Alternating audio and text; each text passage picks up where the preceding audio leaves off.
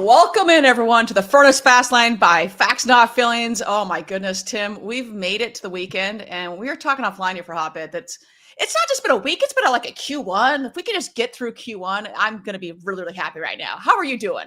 I'm doing amazing. I'm alive, alert, awake, enthusiastic. So I got Love that going for me. But yeah. Q1's been different, but been cranking. So life is good. Life is good. Love hearing that. Love hearing that.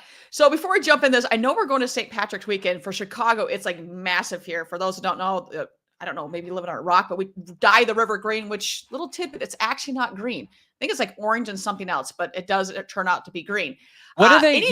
I will be there Monday, so I will see that. I will be with the amazing dealer group Fletcher Jones, hanging out with them Monday and Tuesday. So can you help us? How do they dye an entire river green? Can you expand on that a little bit? Yes, man, I'm going to screw up the facts here, but it's some type of a vegetable oil, I believe. And don't quote me on this, but I believe it's some type of vegetable oil that is orange and blue, maybe. But it's not green.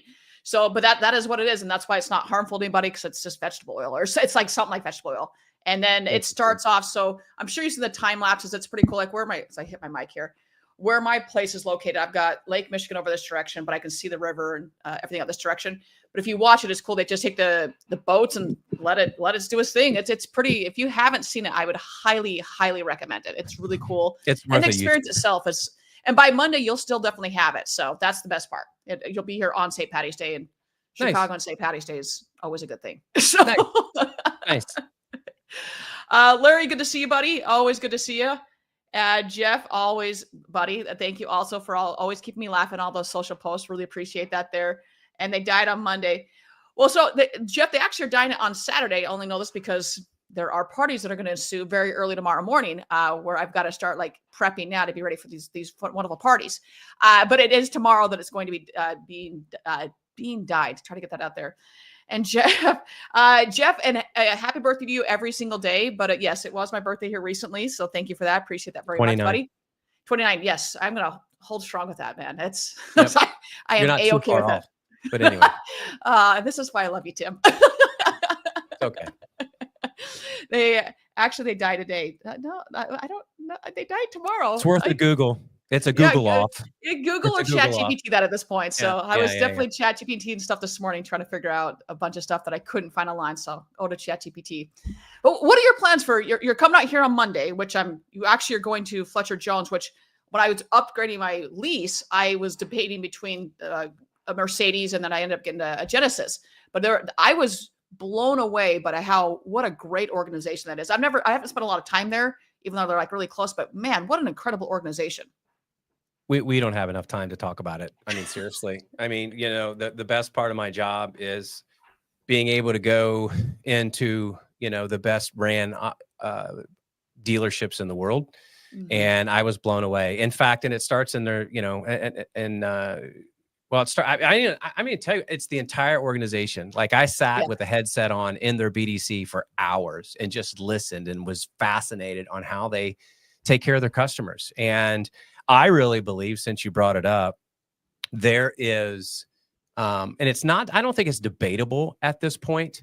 There is a distinct different, it's the dealers that are the top 1%, the people that are number one, the people, the Abads, the Kevins, the Fletcher, I can go on and on and on, that are number one, and they still want to break things because they can just get a little bit better. And ego doesn't get involved, and pride doesn't get involved. And even though they're number one, they're like, we got to be able to figure out how to get just a little bit better. And those are the incredible humans that I love to hang out with, for sure. It is. I ended up not buying a car. There was more of an inventory. If they would have had the inventory, not even a question. I mean, I was, from the moment you walked in, and to your point, like, yes, they're trying to break things, but it's top on down. As we got into the show as well, the top on down of leadership, you can just tell the gal I was working with, she'd only been in the industry for, I'm going to say, less than 90 days. And I was like, I've been in the industry for a hot minute. I am appalled in a very good way how on top of things you are for only being it. And that also goes to credit to the entire organization. So I also can't say enough good things about them. We do have a serious question coming in here, and I'm going to let you take this one, asking are you still doing Tim Talks? Yes, thank you for that. In fact, we just shot one. Please follow anywhere go to anywhere you get podcasts, Spotify, Apple, wherever, and search for Tim Talks. There's a couple of them out there. Obviously, you'll see my ugly mug and download it with a concentration based on the Fletcher Jones comment. I'm on the back nine per se, and the podcast that Brooke and I are shooting. It's about leadership. And I wanted, as I travel and am in dealerships, literally different dealerships every single week, the common denominator for the incredible organizations and others is that one word, leadership. And that is, we unpack that a little bit with different operators and what, the best operators in the space. And we usually keep them about 30 minutes to where we can, commute time. But yeah, we try to pour into people. Thank you for the question. And we have another serious question for you. Are you related to Ryan Reynolds?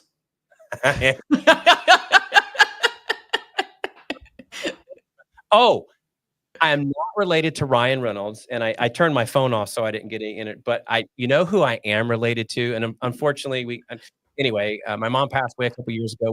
But the family gets together, and then one of my aunts did a family tree. Do you know who my great, I think it's 5, maybe 6 great grandpa is? And you're not going to guess it. Benjamin Daniel Franklin. Boone. Daniel freaking Boone explains so much. I am a hillbilly from Kentucky, so it explains so much to me. But Daniel Boone is in my family tree and truly is my great grandpa. That's the tree I came from. So I don't have a coonskin cap. Probably going to go out and buy one, but that's my grandpa. So there you have it. Thank you for the question. Things I didn't know about you. Things you didn't know. I didn't. And Jeff, thank you. I wasn't going to say that I was right. Let's be honest. I was right. But I was like, I know the parties are starting like at 10, 9, 11 tomorrow. So I'm like, I know it's tomorrow morning. We're diving the river, but I'm glad that you were able to come to that on your conclusion as well. There you have it. We're all better people now. So in case someone, I said this jokingly yesterday, if you try to get a hold of me tomorrow, you're going to voicemail. I'm not responding. It's been a hell of a week, and we are letting loose tomorrow at the nice old Green River. So that's what I'll be tomorrow. Yes, and then I'll hopefully see you on Monday. So it'll be good. There you have it. All right, let's jump into this. Let's jump into this wonderful episode we have. Actually, before we do, and I'm going to say this again, and I mentioned this yesterday, and I mentioned it on the podcast as well, and I'm going to mention it for the third time. Is if you haven't been following and you're new to the channel or you haven't seen past episode, this is Tim's second time on the show. And the whole reason that Facts, Feelings came to be was because I saw Tim up speaking at a conference, and I was writing my notebook and was really just loved that phrase of facts, not feelings, or something on those lines that you'd said. And so it wasn't until later on I started my podcast. I reached out to him like, hey, do you mind? You're like, no, I don't have a trademark on this. Have at it. But it was because of watching you and being inspired by you that I was like, I love that phrase. And I'm very, obviously you all know me at this point, I'm very data driven. I won't say I'm black and white. That's not the case, but I'm more of a factual person, a feelings person. So just thank you to you. And we have this nice little saying now because of you. So I appreciate that. All good. Thank you. Mm-hmm. All right. So great episode to drop. We covered a lot of different topics, everything from leadership to AI to a little bit of everything in between. So what was one of your main takeaways from the episode that just dropped? I think it's a combination of leadership and being able to, what happens if we truly want to be masters of anything that we do. Number one, we have to work on ourselves, right? We talked about that a little bit instead of worrying about everybody else. When we work on ourselves, we talked about waking up with gratitude every single day and setting the tone for the rest of the day, no matter what's going on in the world. I would guarantee you that millions and millions and millions of people are begging right now, whether they're laying in hospital beds or what, they're begging to have your problems. So waking up with gratitude, setting the tone for the rest of the day. You're going to have ups and downs. So I think that's a big takeaway. And then understanding that in our own lives and our personal lives and our marriages and our relationships and our kids and everything we have going on, trying to get better every day, looking at that game film every single day and trying to get better. Doesn't mean we're perfect. All you got to do is talk to my wife and she'll tell you I'm far from it. In fact, it's so funny. I give a talk, and the talk's called "What's It Like to Be on the Other Side of You?" And my beautiful, sweet wife sometimes says, "You know what, Tim? You know what? You know how you always say what it's like to be on the other side of you? Well, on the other side of you right now, it sucks." So, we're all human. Like, we all have these issues, but I think the main thing is let's just get a little bit better today than we were yesterday, and let's lead people and create an environment of the law of attraction to where people say, "Hey, what's going on at this company, this dealership, this podcast, this, what's happening here?" And then duplicating that process. So I think those are that's a pretty good summary of what we discussed.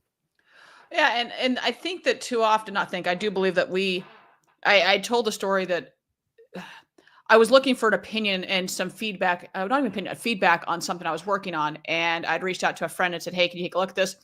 Individual has way more history in this than I do, and way more everything in this. And so he came back and mentioned a couple of things to me. And my immediate response wasn't to open up. And I'm not usually like this. And normally I'll just like, yeah.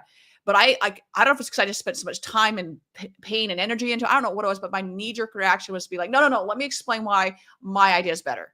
I was like, no, like, he's just, you asked him to do this. Like, why are you all of a sudden getting defensive about it?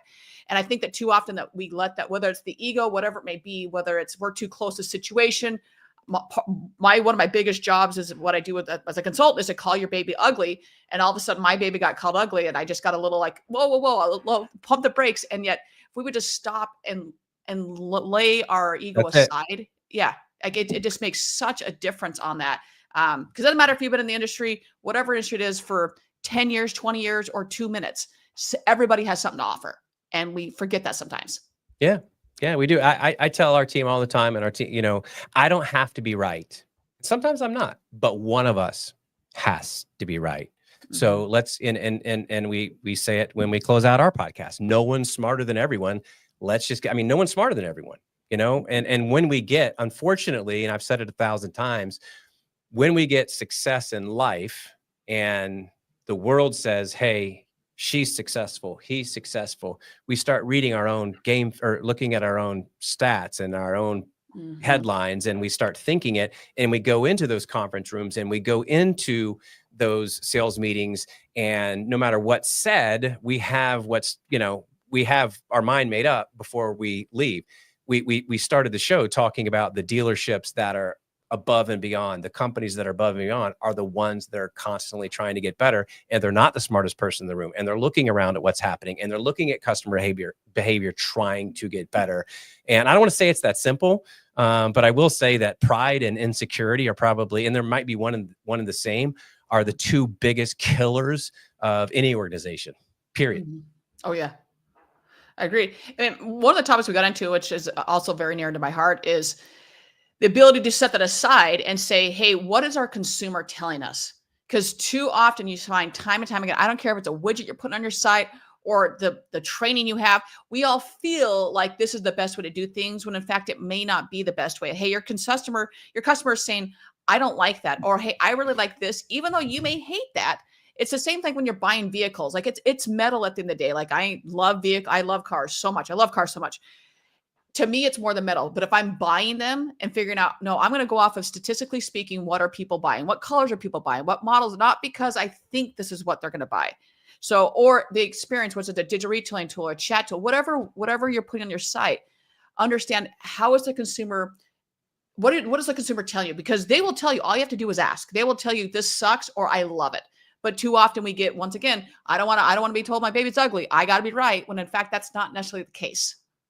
My friend Kevin Deutsch, who is one of the best. Again, I love my job. I love what we do. I get to hang out with, again, incredible operators, but incredible human beings that give back. And I got to give him credit. And I thank you for giving me credit for the facts, not feelings. But he says all the time. And by the way, he's closing our leads at like 37. Not like he is, like at 37% on average. It's ridiculous. But he says it is amazing what happens when we sell cars the way people want to buy them versus the way we want to sell them. Mm-hmm. And because the yeah buts get in there. Yeah, but you don't understand my market. Yeah, but I've been doing this 25 years and I'm somewhat successful. Yeah, but the yeah buts get in there. And that's when it breaks down, rather than just selling cars the way people want to buy them. And offering an option, no matter if a customer wants to buy 100% online, customer wants to come in the store, in the showroom, have a conversation, have you come to that. You should be able to offer however that customer wants to buy a vehicle.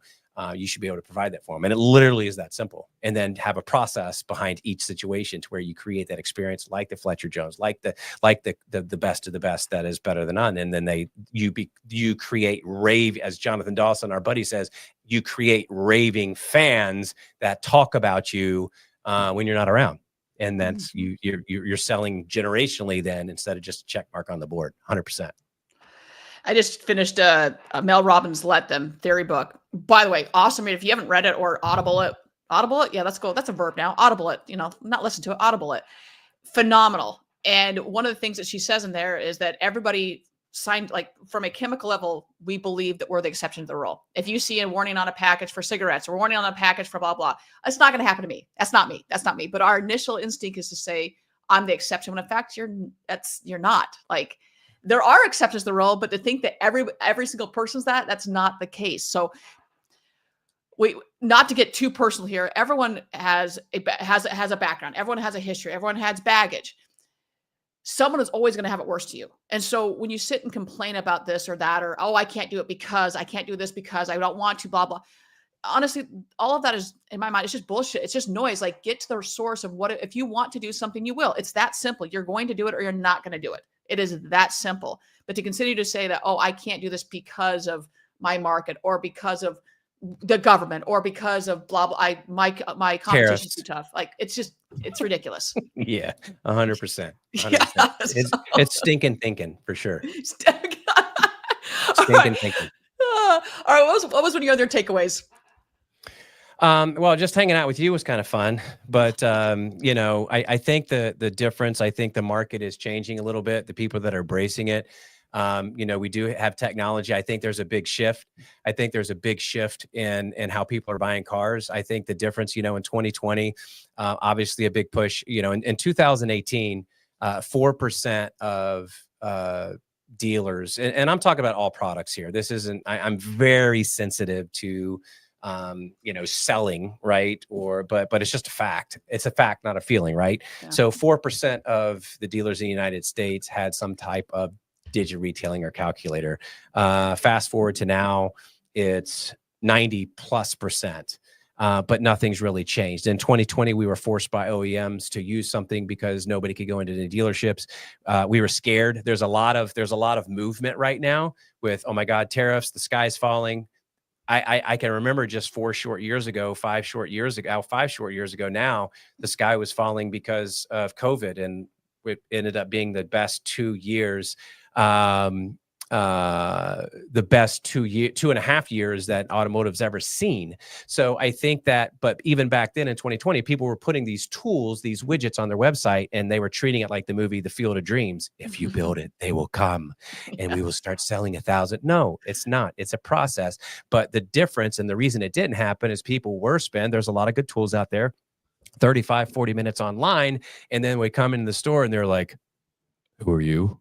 Right. And I already put my trade in. Well, you're supposed to have my trade. That's the disconnect. So the online to the showroom experience, I really believe, is going to be one of the biggest transitions moving forward in the space. And the dealers that get that and get it quicker, you're gonna start holding more gross. I know gross margins have. I was at JD Power at the beginning of NADA this year, and obviously with the weather, obviously not as many people as in attendance, but JD Power is an incredible company. But they posted the per vehicle retail, the PVR, this year versus last year versus the following year, right? And, obviously we remember 3 years ago, I think it was at 4,600. And then last year, 2,800, and now just barely over 2,000. So, it's very important. We obviously know that the better experience that we provide that consumer, the better we feel. And it's not rocket science. It's just like, why do you spend time at a Ritz-Carlton instead of a Motel 6? Why? Because it's the experience. You're going to pay a little more. And even for those budget-minded people, they're probably going to stay at a Marriott versus a Motel. I don't know why I'm picking on Motel 6, but it's just experience. You know, That's all. I don't know why we think the car business is any different. People will pay a little. I'm going to pay a little Yep. more for a better Yep. experience at a 100%. restaurant or anything else. This isn't freaking rocket science, guys. No, it's not. It is first off, Brian, you're gonna have to. He's saying you're not fooling anyone, Superman. Is there a story behind this, or is it the glasses? I have no idea. Okay, I have no idea. wasn't sure. Okay, wasn't sure. So, first world problems, right? So, I live downtown Chicago. I think you all know this point. Costco's not that far from me. I mean, it's probably 5 miles, but 5 miles can be an hour. I mean, realistically, I plan a half hour to 50 minutes to drive there, and then same back. So I've got 2 hours. So there's a wonderful thing called Instacart. I've never used it because I'm like, I'm not that person. Like, I'm not that lazy of an American that I'm going to use Instacart. You start calculating what it's going to cost and the time you save. I know that every single product on Costco gets marked up about $2, if not more. Every single thing. But you know what? I get at minimum 2 hours back. And when I'm not going into Costco and then deciding, I need a sauna, because who doesn't need a sauna at freaking Right. Costco? I Yeah. give it for apples. So I'm actually saving money in the long run, but I will always pay that extra. And the same thing, DoorDash. Same deal. DoorDash. Yes, yes. And we are being told it is the glasses and Clark Kent. Okay. Oh. I can see that. Yeah. I can see that. Okay. I can see that. I appreciate that. Thank you. It is, but I mean, so when I hear that people won't pay, I was like, no, they will. I'm a walking example that Amazon is not always the cheapest; it's the most convenient. So Right. 100%, I'm going to order stuff from Amazon. I mean, I literally right before the store started, Walgreens is down. Like, literally, I come out of my building, I take one. It's right there. It's that close. And I go, well, I could just do it down. They'll pick it up, and then I don't have to go there. And I know that there's an extra charge involved. It's like $1 extra. I'm like, I'm okay with that though. Like, yes, I can get my time back. So I truly believe in that as well, that we get caught up in the other stuff and it's just not, that those are your feelings portion of it. Yeah. Very much agree with that. Well, you know what, Tim, I think we've covered a lot of it. I'm going through a lot of this, the window of leadership. I've got down here leadership and culture. We talked about that. Selling cars that the customers want to buy them, and then AI and digital retailing. I'll actually let you take that one, because I know that you guys have taken a little bit different approach than other companies. So I'll let you take that one. Yeah, look, I'm sensitive to we. There's a lot of great AI companies out there, 100%. A lot of people doing great things, but we took a little different approach. We look at AI, and we're building full AI solutions like others. We have those, but again, you have to watch human behavior, and the facts, not the feelings, is. We look at AI. I personally look at AI like the EV market in the United States. If every single person in the United States today drove an EV, we'd have a problem, right? Not enough charging stations, range anxiety, all the above. But everybody today could drive a hybrid. And that's the difference, because and I'm not being ugly, but I talked to because there were some people that have left us and came back. I find that interesting. There's a lot of new things out there. And a fun fact, over 70% of the people that left us, not this first quarter of this year, but last year, are now back with us. And so I started calling some of these dealers, and I called a monster, I won't give it the name, but a monster Ford store. They sell 600 plus cars a month in Texas. And I said, hey, I appreciate you coming back, but can you give me a reason why? And they said, Tim, he said, it's very simple. He said, first, we signed up for this particular product and it was full AI. And he said, full disclosure, literally set the appointment. Customer came in and bought the car on a Saturday, and everybody was high-fiving. It was amazing. We made the right choice and this and that. But what happened was my people got lazy. And people started not answering these, and people weren't coming in, and we weren't selling enough when we were tagging that particular product in our CRM. I'm a big proponent.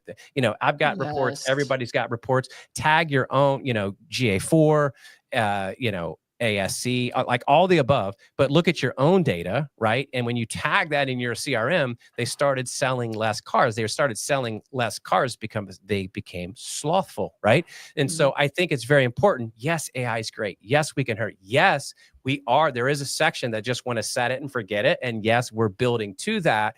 But as far as if we're truly trying to sell and service more vehicles, it is let the AI, that's what it's there for, push the customer, give them a great experience, and then dump it and hand it off to a human to finish it. Because at the end of the day, we're still going to press flash. Most people are still going to want to smell the car, feel the car, drive the car, and that's going to take a human being. So I think it's a hybrid approach. In the end, is going to win. Look, AI is going to continue to get better, right? But we're still in the early stages. It continues to get better. Again, lots of great companies out there, but I truly believe the facts are telling me right now when I talk to those dealers, and they are coming back. And here's the key: the dealers that are, and I'm not trying to be, but the dealers that are truly dialed in and watching that tagged, event in their CRM, and they're watching that, and they're watching the fluctuation. Those are the ones that are going to definitely take the hybrid approach for sure. It is, and that is something. Obviously, I look at this all the time. It doesn't matter that any chat provider, anything. If you go in there and you look, and I know that statistically speaking, people would rather chat than to pick up the phone and call. Like, that's just how the world is right now, and I get that. When they make that phone call, you better freaking close them, because it took a lot for me to go through the gauntlet of your phone tree to figure out who the hell I'm talking to. So to continue to chat, like, that should be a higher number. So when I see that numbers for whatever product it is lower, I start to question, okay, what is going on? Are you just relying solely on the tool itself? Because you should be closing these at a pretty high clip. We're closing it, guys.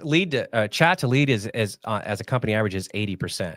Show me another tool on the planet that's going to convert at 80%. And I'm not being pious. Again, lots of great companies out there, but we're freaking converting at 80% on average. Yeah. Now that fluctuates. Some days it might be 72, some might be at 68. I looked at the dealership's numbers yesterday. It was 94%. We're converting at 94%. Yeesh. I mean, come on, guys. And all we need to do is do the handoff, get that customer in, and sell, and service. A lot of people don't talk about service yet. Using AI to schedule those service appointments when they come online. There's a lot of great voice tech AI companies out there that are doing a pretty good job. That is evolving.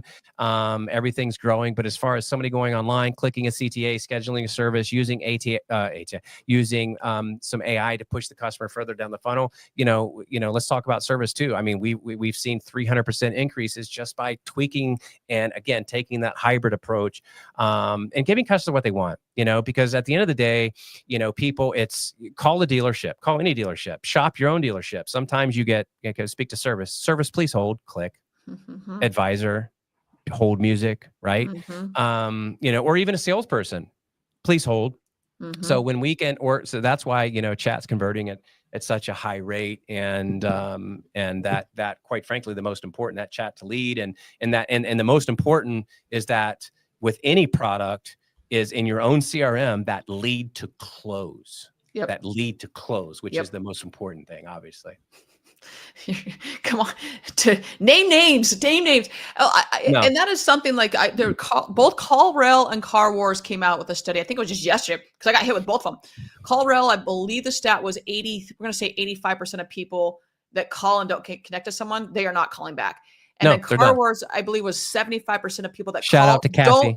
Yes. Hi. Love you, Cassie. That 75% of the customers never reach a human being. So if you think about that, that is you pay so much money to get the customer in there, and that the phone rings and we don't answer it. We don't know how to work with it. And that's what also comes back to chat. Like I'm currently dealing with my accounting, finance, whatever for the business. And I'm trying to do taxes. And February 26th, I submitted their chat on their side is all A. There's no way to get to a human being. So I'm going through old support tickets and found I have emailed the people on the February 26th. Every week I've emailed. I can't get anybody to respond back to me. And so now I'm stuck. Like, there's something that's to be done from a finance standpoint for the business for me to file taxes. I can't get a hold of someone. But it's things like that just drive me crazy. I'm like, what's the point of having chat on your side if you're not going to answer? If you're not going to answer the phone, why are phones there? If you're not going to answer emails, why do you have emails? Like, it shouldn't be this difficult, but we make it so difficult when it doesn't need to be. Well, I don't know how long we have, but I'm gonna, I get fired up thinking about this. I'm gonna steal another quote from the great Kevin Deutsch. Most people in any and I told this to my son. My son went into lives in Scottsdale, Arizona, graduated from Arizona State, went to business school. They dropped him. He's basically selling cars, but he's not selling cars. He's in the forklifts. He can sell a $30,000 forklift, or he'll sell a $800,000 forklift. And so I'm coaching him through a lot of stuff. But what I told him, son, I said, son, if you go to work, instead of going to work to wait, because everybody else goes to work to wait, especially in the car business. What do? We show up, and it used to be we read the paper and smoke a cigarette for 3 hours, and then an hour after we've been at the dealership, we start saying, "Hey guys, what are we going to do for lunch?" Like, instead of having your CRM full of or your DR or chat tool, or all this stuff at your fingertips, we go to work to wait. And the dealerships that put process behind whatever tool they're using, that they can interject while the customer's on the website, guys, that's the ones that are moving the needle. And this isn't rocket science, but I'm telling you right now, I don't care what business it is, and especially the car business, most people go to work to wait. Yep. They don't go to work to work. You go to work for 8 hours. How much are you really working? Oh. Mm-hmm. I mean, don't, when you look at, and I tell my people this all the time, and we grew pretty fast and we've got a pretty decent brand name. Every company has ups and downs, but at the end of the day, it's about you as a human being. And only you can, I gotta say this because it's so powerful in my own life.